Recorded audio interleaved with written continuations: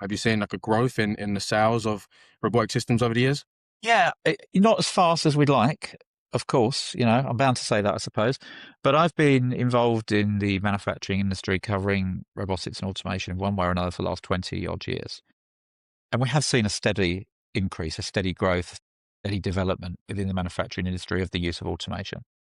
But it really has been slow, especially in the UK. And I think that's well known. There's various reasons for it, and I'm sure we'll come on to that later. But it's been a steady growth. We've had various events along the way that I've thought was going to be the main catalyst that was going to really kick it off and see it grow much faster.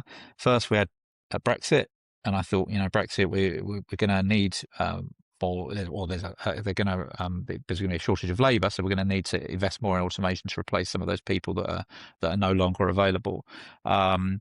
Kind of did a little bit, and then on the back of that, or on top of that, then we had COVID come along, and I thought, well, this is really going to be the thing that really kicks it off, because robots don't get sick; they can work 24/7, and it didn't quite work out like that. A little bit. So all these events have had a small effect, but it hasn't really grown at the sort of pace or level that I thought it would, or that I feel it needs to. It's easy for me to say that. I'm not a manufacturer; I haven't got to spend money on capital equipment. We need to, as a country, UK PLC, we need to be making stuff, and we need to be making it more efficiently and at a lower cost. And really, the only way to achieve that is by introducing more automation, whether we Exactly. like it or not. We really need to be making more things here and importing less. And as I said, in that case, we need to lower our cost base, and a way to do that is to introduce automation.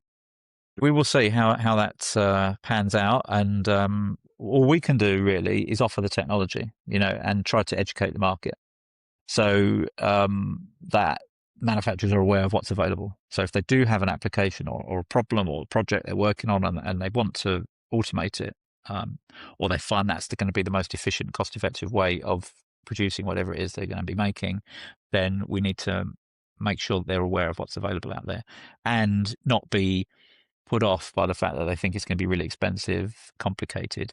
Our whole strategy at the moment, and one of our strap lines is automation but easier. So we're trying to make automation easier for everyone, easier to understand, easier to implement and integrate and use.